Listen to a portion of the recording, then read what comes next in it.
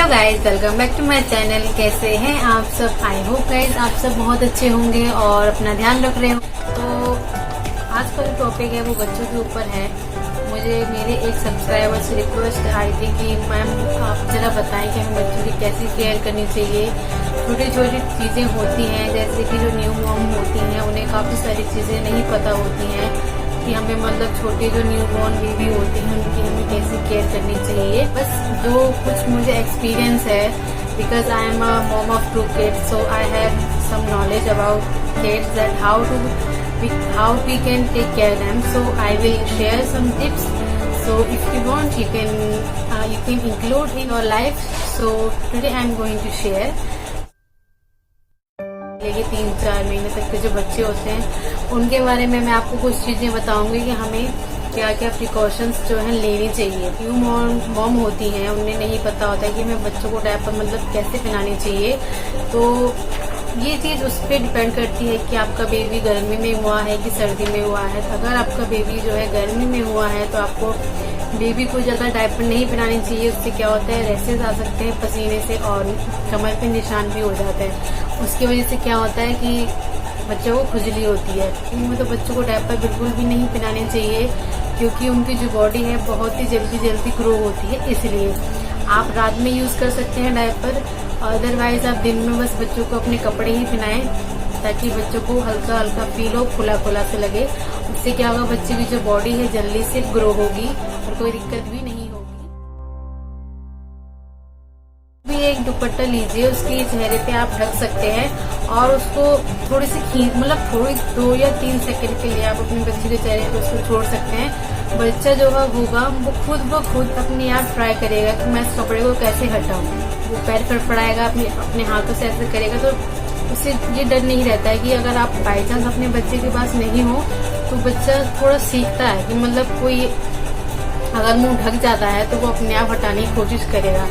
तो थोड़ी थोड़ी चीजें जो है हमें बच्चों को स्टार्टिंग से ही सिखानी चाहिए। मैं तो ऐसे ही करती थी जब मेरे दोनों बेटों के टाइम पे, क्योंकि मुझे ऐसा लगता था कि बाई चांस ऐसा टाइम कभी आ सकता है कि बच्चे का मुंह ढक जाएगा तो कैसे हटाएगा। क्योंकि ऐसी भी टाइम होती है कि हम कभी अपने बच्चे के पास अवेलेबल नहीं होते हैं। तो अब बस आप एक ये चीज ट्राई कर सकते हैं जी कि आपकी फैमिली में कोई नहीं है, आप अकेली हैं, हस्बैंड जो है आपकी ड्यूटी जा चुके हैं। तो ऐसा होता है कि आपने सारा वर्क जो है अपना कंप्लीट कर लिया है, लेकिन आपको नहाना है या फिर आपको बाथरूम जाना है या फिर आपको मतलब थोड़ा अपने रूम से बाहर निकल के जाना है। तो आपको ये चिंता लगी रहती है कि कहीं मेरा बेबी उठ तो नहीं गया। सो रहा है तो आपको लगेगा कि मेरा बेबी उठ तो नहीं गया, चिंता लगी रहती है, मुझे पता है। तो आप एक ट्रिक यूज कर सकते हैं कि अगर आप एक फोन से दूसरे फोन में कॉल करके और जो कॉलिंग होती है वो कॉलिंग कर सकते हैं, और एक फोन जो है आप अपने बच्चे के बगल में रख सकते हैं और दूसरा फोन जो है आप अपने साथ जहाँ पे आप जा रहे हैं वहाँ पे लेके जा सकते हैं। तो बच्चा अगर उठेगा, शोर करेगा, जो भी मूवमेंट होगी आपको कॉल में आपके फोन में सुनाई देगी। तो इससे आपको पता चल जाएगा कि बच्चा सो रहा है या उठ गया है, और आपको टेंशन भी नहीं होगी। और आप ये सब ट्राई कर सकते हैं। मैं जैसे ये अपना आइडिया दे रही हूँ, मैंने इसको ट्राई नहीं किया है क्योंकि मुझे इसकी जरूरत ही नहीं पड़ी। लॉकडाउन में मेरा छोटा वाला बेटा हुआ था तो उस टाइम तो सभी लोग घर में थे तो कोई जरूरत नहीं पड़ी मुझे। लेकिन आप इसको ट्राई कर सकते हैं।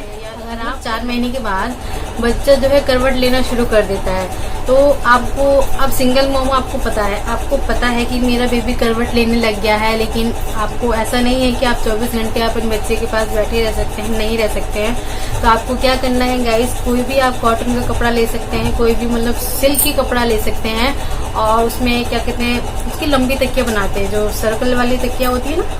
तो पहले आपको क्या करना है, काफी लंबा कपड़ा ले लेना है चुन्नी टाइप, और फिर उसको आपको स्टिच कर लेना है लंबे में, और फिर उसको सिल के उसमें कपड़े आप उसको बांध सकते हैं। उससे क्या होगा, सर्कल टाइप बन जाएगा। तो सर्कल में क्या होगा, आप अपने बच्चों को लिटा सकते हैं। तो अगर आप जैसे कि आप कहीं बाहर जा रहे हैं, कुछ हो रहा है, तो आप उसमें लिटा के जा सकते हैं। तो आपको ये डर नहीं रहेगा कि मेरा बच्चा अगर पलट रहा है तो उसका मुंह दब जाएगा या फिर कोई परेशानी होगी। तो आप एक सर्कल बना सकते हैं पतली सी, और लेंथ आप अपने हिसाब से कर सकते हैं कि मुझे उसकी कितनी लेंथ रखनी है ना। उनकी आंखों में बाल चला जाता है। जब मेरा छोटा बेबी हुआ था उसकी आंखों में पता है जो आईब्रोज के बाल होते हैं ना, वो आंखों के अंदर चले जाता है। बच्चे की आंखों में बाल चला गया तो उसको मतलब थोड़ी सी जलन टाइप में हो रहा है, चुभ रहा होगा वो बाल। अब हम ये सोचते हैं कि इसको कैसे निकालें। तो मैंने इससे भी एक आइडिया निकाला था कि आप कॉटन ले सकते हैं, उसको थोड़ा सा वेट कीजिए, थोड़े से पानी से वेट करने के बाद जब भी आपका बच्चा मतलब इधर उधर देखता है, आपको लगे कि जो बाल है सेंटर में आ गए हैं आपके, तो आप धीरे से उसको कर सकते हैं, वो आराम से निकल जाता है। जो आईब्रोज का जो बाल होता है वो कॉटन में चिपक जाता है और एक ही बार में निकल जाता है, आपको टेंशन लेने की कोई बात नहीं है। आप ये आइडिया पता है क्या है, नेक्स्ट ट्रिक जो है वो आपको बच्चों को ग्रो होने में बहुत मदद करती है। वो ये है कि अगर आपका बच्चा 6 महीने का हो गया है तो आपको ये देखना है कि मेरा बच्चा खाना टाइम पे खाए, अच्छा खाए।